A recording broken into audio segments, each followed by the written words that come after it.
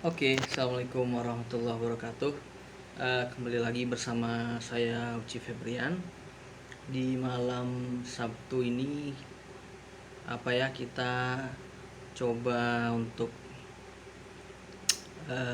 ngobrol-ngobrol yang ringan, tapi juga mempunyai substansi agar dapat membangkitkan apa ya sok banget bahasanya ya. Intinya kita akan coba membahas sedikit tentang hukum. Kali ini kita akan coba membahas mengenai hukum pidana. Kalau kita berbicara tentang hukum pidana, maka kita pastinya akan langsung teringat atau terbayang dengan adanya Kitab Undang-Undang Hukum Pidana atau yang kita kenal dengan KUHP. Akan tetapi dalam hukum pidana itu sendiri tidak hanya mempelajari tentang KUHP. KUHP atau Kitab Undang-Undang Hukum Pidana ini hanya satu ya dari sekian banyak peraturan perundang-undangan dalam bidang pidana. Dan KUHP itu sendiri sebenarnya adalah ya hukum pidana materil, ya peraturan perundang-undangan yang sifatnya materil, ya artinya dia mengatur mengenai perbuatan-perbuatan yang yang dapat dipidana ketika seseorang melakukan perbuatan tersebut, ya itu yang saya sebut sebagai tadi hukum pidana materialnya. Di samping itu bahwa KUHP ini merupakan hukum pidana atau peraturan perundang-undangan di bidang pidana yang dikodifikasikan, ya dikodifikasikan itu maksudnya dijadikan dalam satu kitab undang-undang atau yang kita kenal dengan Kitab Undang-Undang Hukum Pidana, ya Wetboek van Strafrecht. Namun kalau kita belajar tentang pidana, banyak peraturan pidana yang tersebar di luar KUHP, ya misalnya adanya undang-undang narkotika, undang-undang terorisme, undang-undang pornografi, ya kemudian undang-undang tentang tindak pidana pencucian uang dan lain sebagainya. Ini juga merupakan aturan pidana, namun dia tidak ya merupakan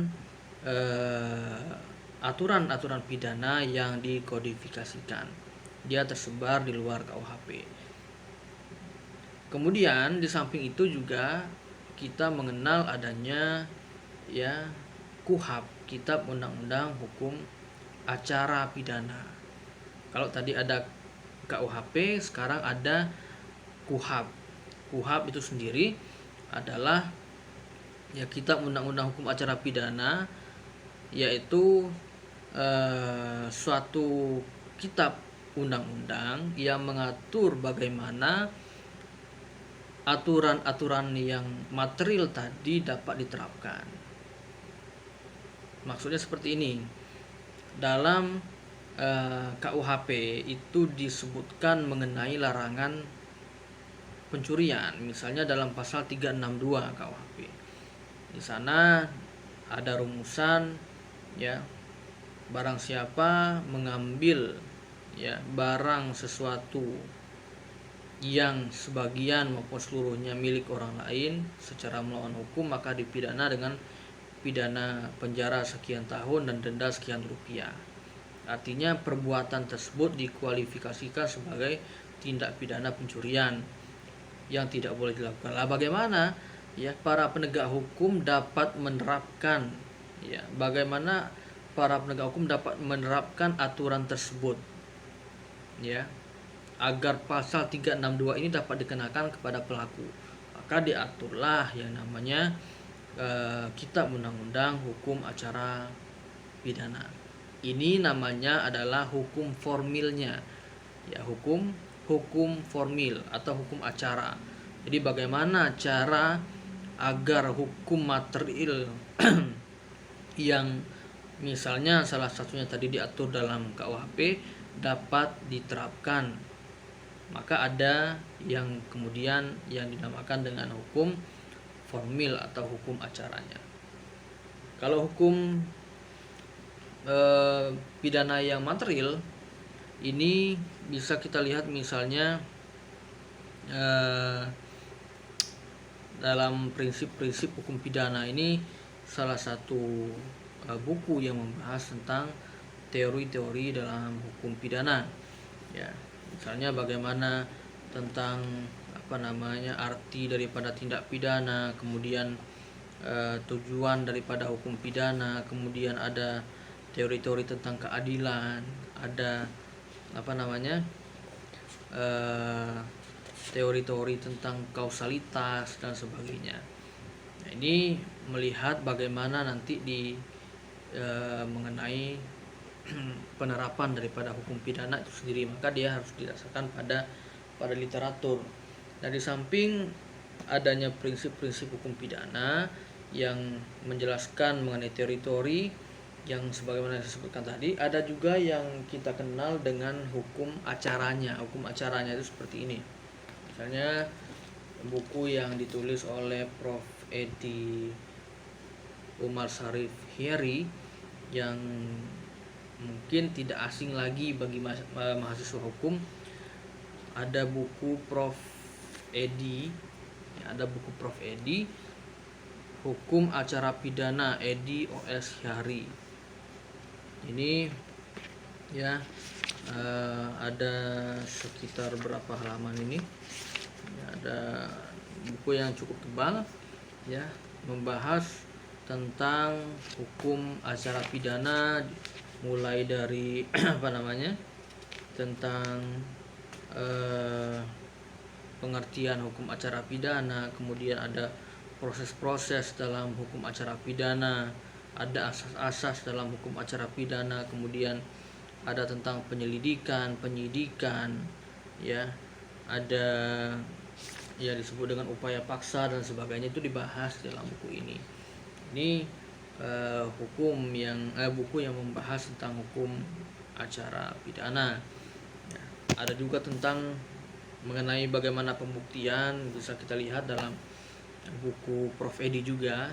Ya, kenapa saya menampilkan buku Prof. Edi? Karena salah satu pakar hukum pidana yang saya kagumi adalah Prof. Edi Umar Sarif Hyari, karena menurut saya beliau sangat kuat dalam asas-asas hukumnya. Jadi menurut saya ketika orang ingin memahami hukum pidana, maka dia harus kuat dulu dalam pemahaman mengenai asas-asas hukum pidana. Nanti ketika dia sudah paham tentang asas hukum pidana, dia bisa menyelam nanti kepada hukum materialnya, kemudian hukum formilnya. Ini yang saya katakan tadi, ada tentang pembuktian juga dalam buku yang ditulis oleh Prof. Edi Umar Sarif Hyari. Buku ini membahas tentang istilah-istilah dan arti penting dalam pembuktian, kemudian ada karakter dan parameter pembuktian, ada asas yang berkaitan dengan pembuktian. Ya, kita mengenal misalnya ada asas due process of law gitu ya, ada presumption of innocence, ada asas legalitas dalam hukum acara, dalam pembuktian, kemudian ada asas actori incumbit probatio gitu ya. Nah, ini asas-asas yang dikenal dalam hukum acara pidana. Jadi kembali kita simpulkan, hukum pidana itu bisa kita bagi menjadi dua secara garis besar. Ada hukum pidana material, ada hukum pidana formil. Hukum pidana material adalah hukum atau yang mengatur mengenai perbuatan-perbuatan yang dilarang, kemudian mengatur juga mengenai sanksinya. Ya, dapat kita berikan contoh, misalnya pasal 362 KUHP.